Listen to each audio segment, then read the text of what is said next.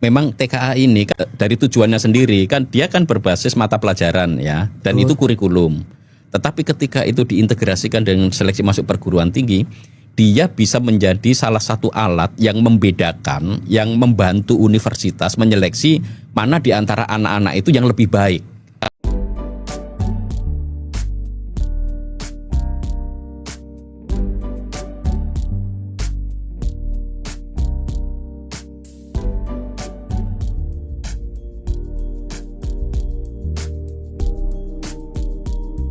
Karena apa?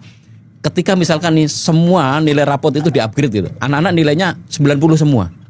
Sementara di fakultas ini hanya butuh 50 anak. Iya kan? Slotnya cuma 50. Kalau yang punya itu nilainya sama hampir 100, kan nggak bisa menyeleksi. Itu dalam assessment namanya ceiling effect. Jadi udah mentok. Nggak bisa mendiskriminasi dan menyeleksi. Iya. Itu. Apalagi di tes masuk perguruan tinggi itu mereka tidak menggunakan istilahnya apa ya, tes berbasis mata pelajaran. Nah, TKA ini itu pasti akan sangat membantu universitas untuk menyeleksi kalau semua nilainya 80 sama. Sementara yang kita butuhkan hanya 50 kursi di perguruan tinggi. Siapa yang terbaik di antara mereka? Nah, TKA ini bisa membantu. Karena dia bisa mendiskriminasi satu anak dengan yang lainnya. Itu yang menurut saya perlu diperhatikan juga. Sehingga teman-teman atau adik-adik yang mau nanti masuk perguruan tinggi, TKA ini akan menjadi sangat krusial untuk menyeleksi. Itu. Apa kira-kira 3 hal yang mereka harus lakukan pada saat mereka nggak dapat nilai yang sesuai, Pak? Ya, pertama-tama kita harus ingat ya bahwa untuk menjadi orang yang sukses, itu kan selalu ada banyak pengalaman gagal, naik turun. Nggak ada orang yang kemudian tiba-tiba sukses begitu saja, nggak ada.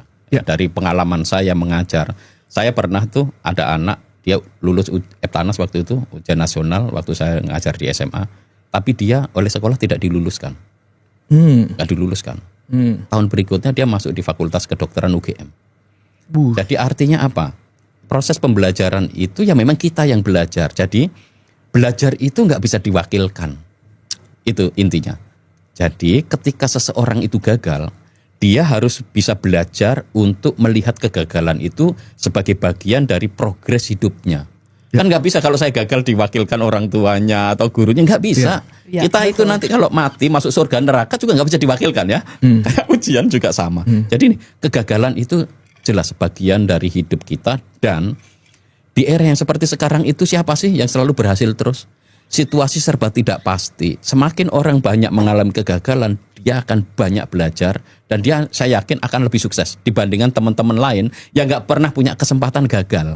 Gitu. Betul. Jadi kalau kalian punya kesempatan untuk gagal, bersyukurlah. Karena kesempatan untuk gagal itu tidak dimiliki oleh banyak orang. Betul. Dan ketika orang itu selalu sukses dan tiba-tiba gagal dan dia tidak belajar untuk bagaimana mengatasi kegagalannya, orang ini bisa langsung frustasi itu. Nah, itu yang pertama. Yang kedua, dalam konteks pembentukan karakter, ini TKA ini sebenarnya yang nguji itu bukan negara nguji kamu gitu, tapi kamu nguji diri kamu sendiri. Sejauh mana kamu punya integritas, punya kejujuran di tengah lingkungan yang mungkin nggak mendukung. Bisa jadi kamu ingin jujur, tapi lingkunganmu mungkin udahlah kita pakai bocoran, kita pakai nyontek aja kita lah. Nyontek aja.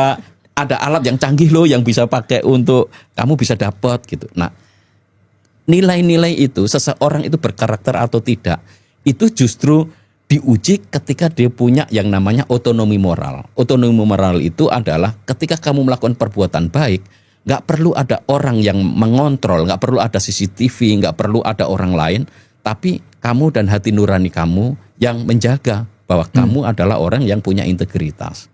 Yang kedua. Lalu yang ketiga, ini lebih ke secara umum ya. Karena saya melihat mulai banyak nih pemerintah daerah mewajibkan ya. Ini orang tua juga jadi resah ya kan. Maka yuk baik pemerintah daerah, orang tua, kita pahami benar nih peranan TKA. Jangan sampai kita membuat kebijakan yang sebenarnya kontraproduktif. TKA ini bukan untuk ranking. Saya rasa nanti tidak akan keluar untuk perankingan ya Bu, ya nggak akan itu, nggak akan ada.